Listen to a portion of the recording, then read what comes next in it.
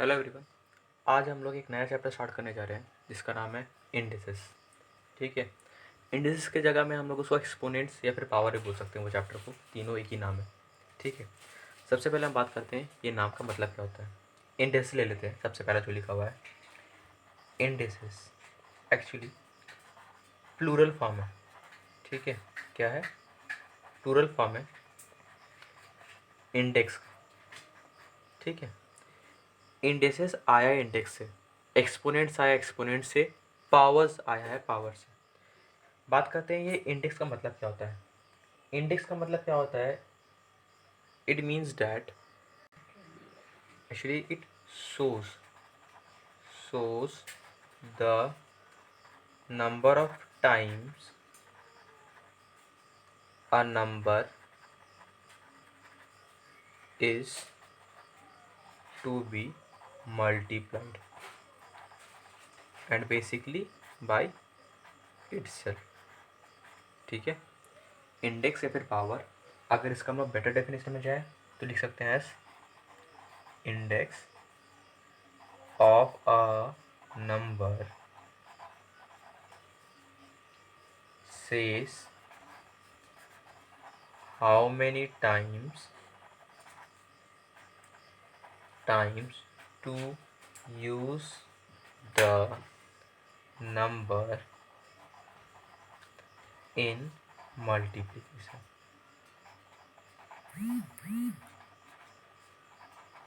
और ये इंडेक्स के जगह में हम एक्सपोनेंट भी लिख सकते हैं या फिर पावर भी लिख सकते हैं। ठीक है, अच्छा। और जनरली जो इंडेक्स या फिर जो पावर है वो एक स्मॉल लेटर में लिखा जाता है किसी भी एक नंबर के राइट में। दैट इज सपोज मान लीजिए 2, ये एक नंबर है। ठीक है, इसके ऊपर में लिखा हुआ है छोटा सा 3। ठीक है, तो ये जो 2 है ये हमारा बेस नंबर है। बेस नंबर यानी कि ये जो नंबर हम देखिए ना यहाँ पे number, how a number says how many times to use the number. ये जो नंबर जो हम लोग यूज़ करेंगे बार बार मल्टीप्लाई करने के लिए वो नंबर है 2, इसको हम कहते हैं बेस। और जो ऊपर जो छोटा सा नंबर दिख रहा है ना, इसे हम कहते हैं एक्सपोनेंट या फिर पावर या फिर इंडेक्स। ठीक है, जो बताता है कि 2 जो है वो कितने बार मल्टीप्लाई हुआ। 2 to the power 3 प्रोनाउंस कैसे करेंगे हम? ये जो लिखा हुआ पार्ट है, ये जो लिखा हुआ है इसको हम प्रोनाउंस करते हैं एज 2 to the power 3, या फिर 3 है तो लिख सकते हैं 2 क्यूब। ठीक है, और अगर मान लो 2 के ऊपर 2 रहा तो उसको बोल सकते हैं हम लोग 2 स्क्वायर या फिर सिंपल 2 to the power 2। ठीक, जनरली 2 होने से स्क्वायर बोलते हैं, 3 होने से क्यूब बोलते हैं। इसके बाद का नॉर्मल जो नंबर है 4 5 6 7 8 9 10 उसको ऐसे प्रोनाउंस करते हैं 2 to the power 4, 2 to the power 5, 2 to the power 6 and so on. ठीक है, और हाँ, तो हमने यहाँ पे क्या सीखा? 2 बेस है, 3 हमारा एक्सपोनेंट है। अच्छा, 2 क्यूब क्या बताता है? 2 क्यूब का मतलब होगा 2 into 2 into 2। डैट इज़ क्या है? यहाँ पे जितना नंबर लिखा हुआ है उतने ही बार ये जो बेस नंबर है वो मल्टीप्लाई होगा। 1 2 3, क्योंकि 3 लिखा था तो 2 क्यूब कहाँ से कितना आएगा? 2 2 4, 4 2 8। Is it clear? सो अगर इसको सिंप्लीफाई करने बोला, डेट इज 2 क्यूब को सिंप्लीफाई करने बोला तो उसका आंसर आएगा 8। ठीक है, अच्छा। और ये जो हमने लिखा ना 2 क्यूब, यहाँ देखे हो, यहाँ देखे हो, यहाँ देखे हो। ठीक है, यहाँ पे 2 स्क्वायर दिख रहा है हम लोग को। ये जो फॉर्म है इस वे में जब हम लोग लिखते हैं, डैट इज जब हम लोग बेस और एक्सपोनेंट को यूज़ करते हैं तो ये फॉर्म का कहलाता है एक्सपोनेंशियल फॉर्म। ध्यान रहेगा ये चीज़, इसको हम लोग क्या कहते हैं? Exponential form. 2 स्क्वायर जो है ये जो फॉर्म में जो लिखा हुआ है इसको हम कहते हैं एक्सपोनेंशियल फॉर्म। ठीक है, सो एक्सपोनेंशियल फॉर्म इस फॉर्म को कहते हैं जहाँ पे क्या क्या होता है? बेस नंबर होता है, बेस नंबर हमारा, और एक्सपोनेंट होता है। एक्सपोनेंट को हम लोग पावर भी कहते हैं और इंडेक्स भी कहते हैं। ठीक है, तो इसके बाद हम लोग जानेंगे कुछ लॉज होते हैं एक्सपोनेंट्स के, उसके बारे में पढ़ते हैं। चलिए, एक्सपोनेंट्स के कुछ लॉज है जो अभी हम लोग पढ़ेंगे। ठीक है, अच्छा देखिए, फिर से वापस एक बार हम लोग याद कर लेते हैं, एक बार देख लेते हैं क्या है। सपोज लिखा हुआ है 2 का क्यूब, तो 2 हमारा बेस है और 3 हमारा एक्सपोनेंट है। जनरली हम लोग एक्सपोनेंट वर्ड यूज़ नहीं करते हैं, यूज़ करते हैं हम लोग पावर। ठीक है, तो यहाँ पे तो नंबर था, बट जनरली जब हम लोग लॉस कर रहे हैं तो वहाँ पे हम लोग नंबर यूज़ नहीं करके वेरिएबल यूज़ करेंगे। ध्यान रहे, वेरिएबल यानी कि क्या है, ABC PQR XYZ, कोई भी नंबर जनरली, लेकिन हम लोग मैथ्स में अगर देखा जाए तो यही नंबर नहीं मिलता है, ABC PQR XYZ। Variable very करता है, जो टाइम टू टाइम वेरी करता है। जब हम लोग लीनियर इक्वेशन वगैरह सब सॉल्व करते हैं तो आप देखते हैं कहीं पे ए का वैल्यू 1 आ रहा है, कहीं पे ए का वैल्यू 3 आ रहा है, कहीं 5 आ रहा है। दैट इज़ विथ टाइम या फिर विथ सूटेबल कंडीशंस के साथ साथ क्वेश्चंस के अकॉर्डिंगली उसका जो आंसर है वो अलग अलग आता है। इसका मतलब क्या है कि वो वेरी कर रहा है, तो वो वेरिएबल होता है। जैसे कि मैंने रैशनल नंबर वाले बताया था आप लोगों को कांस्टेंट और वेरिएबल क्या होता है। ठीक है, अच्छा आगे बढ़ते हैं, कुछ लॉस के बारे में बात करते हैं। ठीक है, जनरली हम लोग लिखेंगे a to the power something, that is a मेरा, ए जो है मेरा बेस नंबर होगा और एन या फिर एम जो है हमारा, ए की जगह ए और बी ले लो, ए बी जो है हमारा बेस नंबर होगा, एन एम जो है हमारा पावर होगा। ठीक है, तो बढ़ते हैं सबसे पहला लॉ की तरफ। पहला लॉ क्या कहता है, अगर a to the power m है और ए टू द पावर एन है, ठीक है, दैट इज बेस सेम है।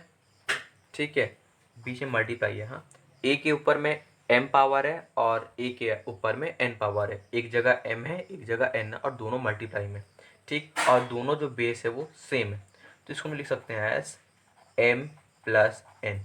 मतलब क्या है, जब हमारा दो बेस सेम हो और उसके और मल्टीप्लाई में है, ध्यान रहे, हाँ, दो जो नंबर्स है वो मल्टीप्लाई में है, एज वेल एज उसके साथ साथ क्या है, जो दो नंबर्स है उसका जो बेस है वो सेम है, तो जो पावर्स है वो ऐड अप हो जाते हैं।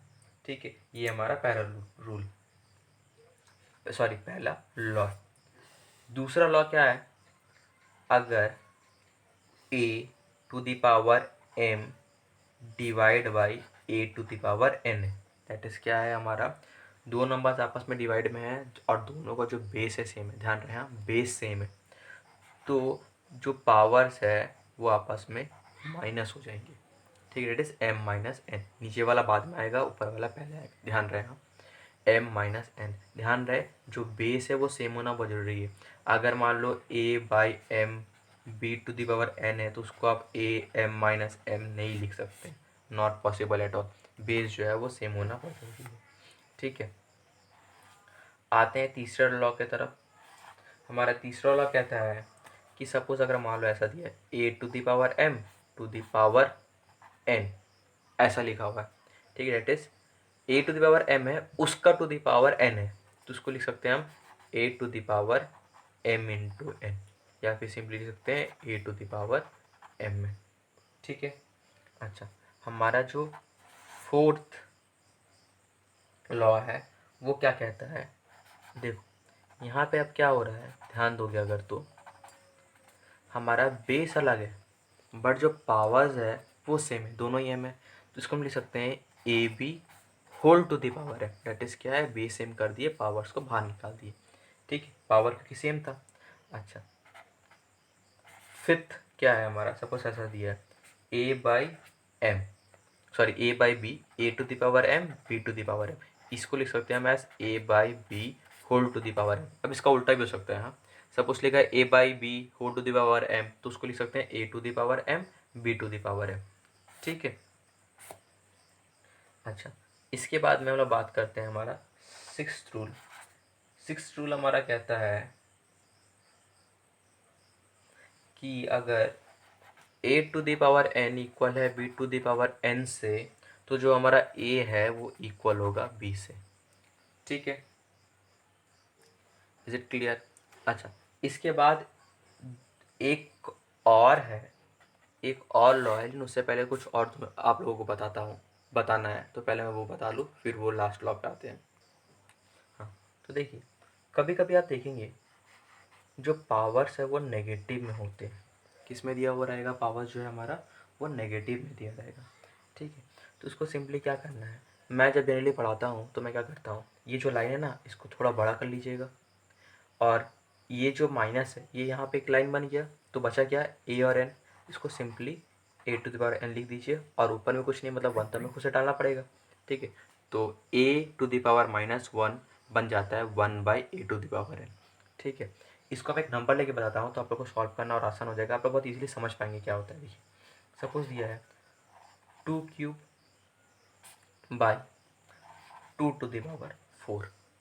ठीक है, देखिए इसको लिख सकते हैं हम 2 × 2 × 2 × 2 ऐसे लिख सकते हैं। ये था हमारा सिंप्लीफाई फॉर्म। हम अब इसको जो है मैं नीचे में सॉल्व कर रहा हूँ एक्सपोनेंट का रूल के अकॉर्डिंगली। बेस सेम है तो पावर जो है वो माइनस हो जाएगा क्योंकि डिवाइड में, तो ये कितना स्टैंड कर रहा है -1। ठीक है, और इसके अकॉर्डिंग अगर देखा जाए तो आंसर कितना आना चाहिए, ये जो माइनस है ये एक बड़ा लाइन बन जाएगा और इसको हटा दो तो बचेगा 2⁴ और ऊपर में 1, ये आना चाहिए। डैट इज 2⁴ जो है वो सिर्फ एक ही बार 2 है तो लिख सकते हैं 1/2। ठीक है, देखिए यहाँ भी सेम आंसर आएगा, 1 2 3 1 2 3 कैंसिल हो गया, आ रहा है 1/2। ठीक है, सो क्लियर है। a⁴ को लिख सकते हैं 1/a⁴n।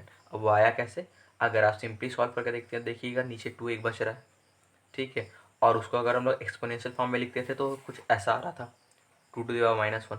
तो आपको प्रूव हो गया कि 2⁻⁻1 का 1/2 लिख सकते हैं। अगर मान लीजिए हमारे 2⁻2 है तो उसको लिख सकते हैं 1/2 का स्क्वायर। क्लियर हो रहा है, तो ये एक और रूल था हमारा।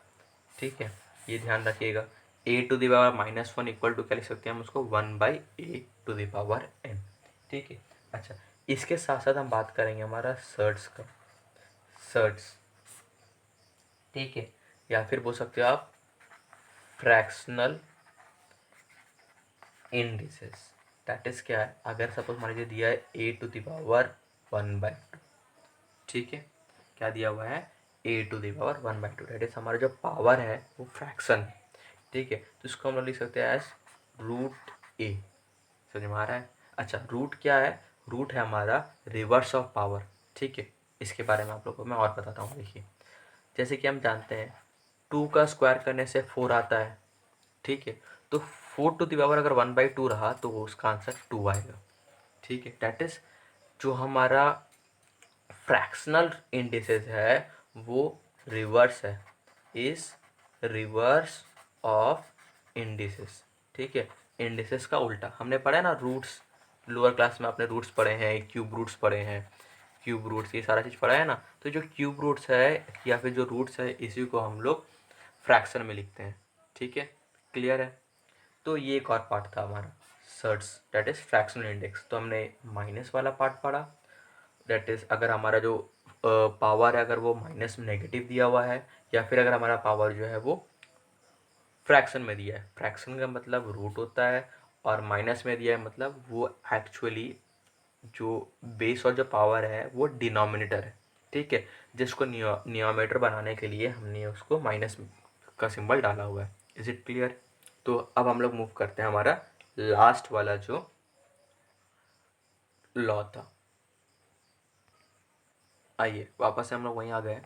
ठीक है, 6 लॉ तक कंप्लीट हुआ है। सबसे लास्ट लॉ हमारा क्या कहता है, देखिए वही है जो मैंने बताया, a⁻1 इक्वल्स टू 1/a⁴n। ठीक है, whole to the power n इसलिए क्योंकि हम 1 के साथ में जिस भी नंबर को मल्टीप्लाई करते हैं, ठीक है, 1 × 1 × 1 × आप जितने बार भी करें आंसर जो 1 ही आएगा। तो 1 का कुछ भी पावर डाल दो आप, उसका आंसर 1 ही आने वाला है। तो इसको हम लोग a⁻1 लिख सकते हैं 1/a⁴n या फिर simply 1/a⁴n। Is it clear. तो ये हमारा लास्ट पार्ट था, लास्ट था। ठीक है, होप आप लोगों को ये क्लियर हो गया हो। आइए हम इंडिसेस चैप्टर का कुछ सम सॉल्व करते हैं। ठीक है,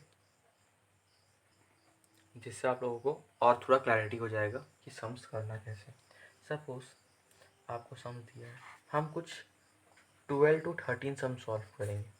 ठीक है, जैसे कि मान लीजिए सपोज आपको एक सम दिया गया है 81/16 टू द पावर -3/4। ठीक है, सम कुछ ऐसा है। देखिए सबसे पहले क्या करेंगे हम यहाँ पे, सबसे पहले ये दोनों का हम लोग प्राइम फैक्टर्स निकालेंगे। ठीक है, सबसे बेसिक थिंग प्राइम फैक्टर्स निकालना। प्राइम फैक्टर्स आप लोग निकालने जानते ही हैं, 81 को 3 से कैंसिल होता है 27, देन अगेन 3 से 9, देन अगेन 3 से 3। तो यहाँ पे 3 इंटू, देखो 4 बार है ना, 1 2 3 4, लेटे तो 3 टू द पावर 4। ठीक है, क्योंकि हम लोग इंडेक्सेस कर रहे हैं तो उतना बार लिख के कोई मतलब नहीं होता है। और वेरा 16 का अगर आप देखेंगे तो 16 स्टैंड करेगा 2 टू द पावर 4। आप चाहें तो सॉल्व कर सकते हैं फर्दर। ठीक है, जैसे मैंने ये प्राइम फैक्टर निकाला है ना, सेम वे ऐसे ही आप 16 का प्राइम फैक्टर निकालेंगे तो स्टैंड करेगा 2 टू द पावर 4। ठीक है, अब देखिए एज पर द लॉ, ठीक है, as per the fifth law अगर आप देखते हैं तो अच्छा बेटर होगा जितना भी लॉज है आप अपने कॉपी में कॉपी कर लीजिए। ठीक है, जिससे आपको थोड़ा बेटर होगा, नोटबुक में कॉपी कर लीजिएगा। अच्छा, as per the fifth law 3 to the power 4 to the power 4 है, देखो दोनों ही पावर जो हमारा सेम है। ठीक है, तो हम उसको कॉमन ले सकते हैं, लिख सकते हैं कुछ ऐसा टू द पावर 4। ठीक है, टू द पावर -3/4। ठीक है, अच्छा इसको फर्दर अगर हम सॉल्व करते हैं तो लिख सकते हैं 3/2 टू द पावर 4। देखो टू द पावर -3/4 है, दैट इज़ ये हमारा कौन सा लॉ आ रहा है, एप्लीकेबल हो रहा है। अगर आप ध्यान से देखेंगे तो ये हमारा थर्ड लॉ एप्लीकेबल हो रहा है। इस केस से इसको मल्टीप्लाई कर सकते हैं, इंटू कर दीजिए दोनों पावर को, ये 4 कैंसिल हो गया। ठीक है, अच्छा लिख सकते हैं अब ये होगा 3/2 टू द पावर -3। ठीक है, अच्छा माइनस है, माइनस का मतलब क्या होगा 1 होल बाई 3/2 का क्यूब, या फिर बोल सकते हैं टू दी पावर 3।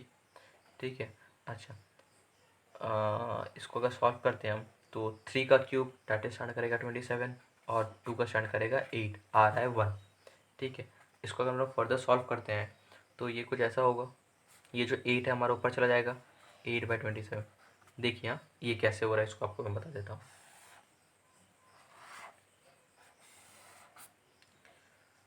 1/27/8 था।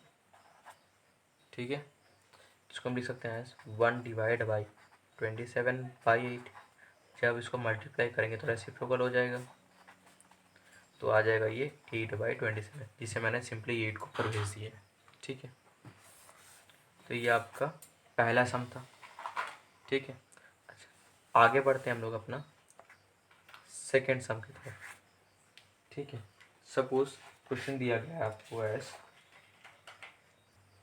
सपोज अब क्वेश्चन दिया गया है, क्या है देखिए, a to the power -1 plus b to the power -1 by ab to the power -1। देखिए जनरली ऐसा क्वेश्चन आता है और क्योंकि नंबर नहीं होता तो हम लोग अक्सर कन्फ्यूज हो जाते हैं, तो इसलिए मैं ये सम करवा रहा हूँ। देखिएगा गौर से, ये हम लोग जब एलसीएम लेते थे जो डिनोमिनेटर था वो कॉमन आ जाता था, तो इसलिए हम उसको स्प्लिट कर देंगे, that is a to the power -1 by ab to the power -1 plus b to the power -1 by ab to the power -1। ठीक है, अच्छा अगर इसको हम फर्दर सॉल्व करते हैं तो लिख सकते हैं ए टू द -1। देखिए दोनों में मल्टीप्लाई डायरेक्टली स्प्लिट किया जा सकता है, इंटू -1। ध्यान रखिएगा ये पॉइंट जो है डेसिमल का पॉइंट नहीं है, मल्टीप्लिकेशन का सिंबल है ये। ठीक है, आप लोग हायर स्टैंडर्ड में है तो हम लोग मल्टीप्लाई वो क्रॉस नहीं यूज़ करके डॉट यूज़ करते हैं। ठीक है, अच्छा यहाँ भी b to the -1 a to the power -1 into b to the power -1, हमने सिंपली क्या किया, स्प्लिट कर लिया। A b whole to the power -1 था, जो कि अगर हम बात करते हैं तो ये हमारा लॉ है फोर्थ वाला। ठीक है, जहाँ पे ये दोनों का अगर पावर सेम होता था तो उसको कॉमन ले लेते थे, हमने जस्ट उसका उल्टा किया। क्यों किया, ताकि ये दोनों कैंसिल हो जाए और ये दोनों कैंसिल हो जाए। तो क्या बच रहा है a by b to the power -1 plus 1/a to the power -1, b to the power -1। देखिए माइनस है, दैट इसको लिख सकते हैं 1/1/b, और इसको लिख सकते हैं 1/1/a।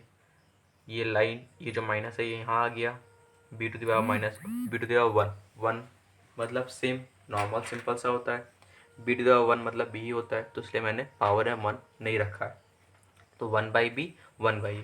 अच्छा यहाँ पे आप लोग देख ही चुके हैं, अगर 1/27/8 है तो 8 को ऊपर भेज दे रहे हैं, तो सेम वे यहाँ पे वही करेंगे, b ऊपर चला जाएगा, b/1 प्लस a/1।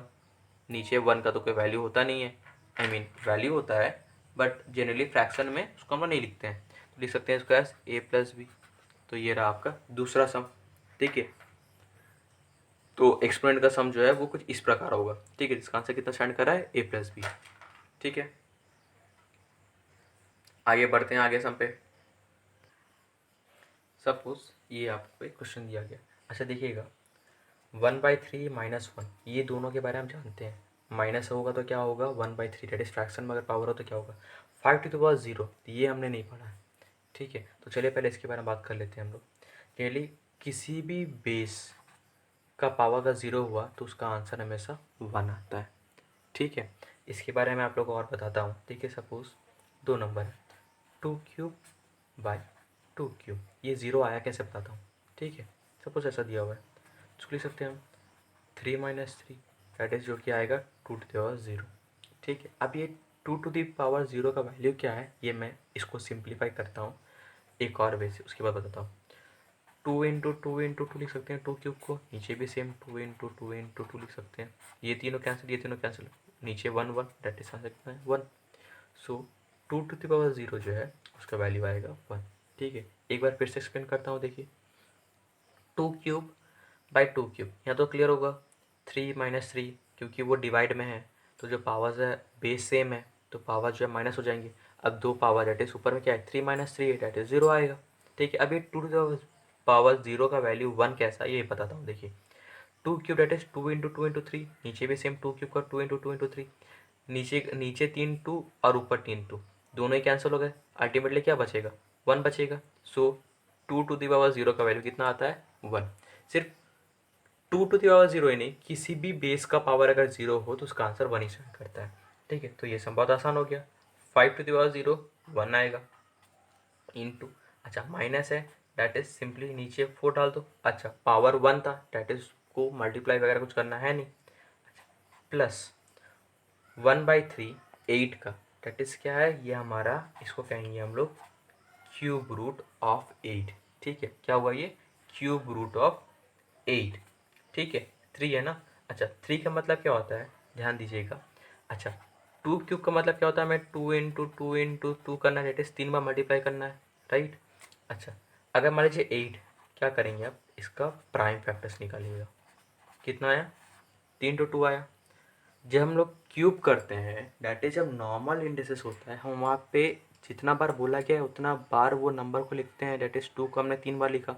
यहाँ पे क्या करेंगे वो 3 नंबर को एक मान लेंगे, डेट इज 3 से 1 कॉमन आएगा, डेट इज 8 इक्वल होता है 2 × 2 × 2 से। अगर मान लो उसका क्यूब रूट दिया तो ये तीनों के जगह हम सिर्फ एक 2 लिखेंगे, समझ में आया। That is reverse of this, 2³ है तो 3 2 लिखना है एक 2 के जगह में, अगर क्यूब रूट है तो 3 2 के जगह में 1 लिखना है, ठीक। रिवर्स क्यूब हुआ तो 1 की जगह 3, अगर क्यूब रूट हुआ तो 3 की जगह में 1, ठीक है। तो हमने तो ऑलरेडी देख दिया 3 है तो 1 × 1/4 प्लस 3 के जगह में लिख सकते हैं 1 2, तो ये जो क्यूब है ये इजीली हट जाएगा। अच्छा देखिए सपोज ऐसा अगर आप चाहे तो ऐसे भी लिख सकते हैं क्यूब रूट ऑफ 2, अब ये तीनों के जगह में 1 लिखना है। अच्छा पहले मैं यहाँ पे मल्टीप्लाई करते हैं, बॉडमस रूल के अकॉर्डिंग पहले मल्टीप्लिकेशन होता है, तो 1/4 प्लस क्यूब रूट है ना, सो 2, ठीक है। अब इसका एलसीएम लेंगे हम लोग, तो 4 1 प्लस 8 दैट इज 9/4, ठीक है। अच्छा ये क्या आया इम्प्रॉपर फ्रैक्शन में आ रहा है, इसको हम लोग मिक्स्ड बना लेते हैं, 4 2 ज़ा 8 1 4, देख लीजिए 4 2 ज़ा 8 1, तो ये हमारा ऊपर चला जाएगा, ये 4 नीचे आ जाएगा, 2 हमारा होल नंबर, 2 1/4 आ गया हमारा आंसर, ठीक है। तो ये एक हमारा तीसरा सम सॉल्व हुआ। अच्छा चलिए आगे बढ़ते हैं, हमारा चौथा सम है, ठीक है। सपोज ये आपका फोर्थ सम, ठीक है। क्वेश्चन कुछ ऐसा दिया है 3⁻n into 9⁻n+1 divide by 3⁻n−1 into 9⁻n−1, ठीक है। अच्छा यहाँ ध्यान दीजिएगा, अगर आप गौर से देखते हैं तो जो 9 है वो एक्चुअली 3 का स्क्वायर है, डेट इज 3 × 3 करेंगे तो 9 आएगा, ठीक है। अगर मान लीजिए कहीं भी आपको क्वेश्चन में ऐसा दिखता है डैट इज जो बेस है वो सेम होता हुआ आपको दिख रहा है, तो बेटर होगा आप वो बेस को सेम बेस में कन्वर्ट कर लीजिए, डैट इज जो 9 है उसको 3 में कन्वर्ट कर लीजिए। अब वो होगा कैसे, यहाँ तो 3 है, यहाँ पे हम लोग 9 की जगह में लिख सकते हैं 3 स्क्वायर इक्वल्स टू 9, राइट। तो 3 square to the power n+1 divide by whole divide, हाँ, 3 to the power n-1 into ये यहाँ भी वही 3 square to the power n-1, ठीक है। अच्छा 3n इंटू, देखिए 3 to the power 2 to the power n+1, ठीक है। तो अगेन यहाँ पे हम लोग लॉ अप्लाई कर सकते हैं, डैट इज़ क्या है, 2 के साथ n और 1 जो है मल्टीप्लाई हो जाएगा, that is 2 into n 2n+2, ठीक है, divide by 3n-1 into 3 to the power 2n-2, ठीक है। अच्छा देखिएगा यहाँ पे ये होल जो है वो मल्टीप्लाई में, ठीक है, डैट इसको लिख सकते हैं हम as 3n into 2n+2 by 3n-1 into 3 to the power 2n-2, ठीक है, इसमें भी लिखना पॉसिबल होगा।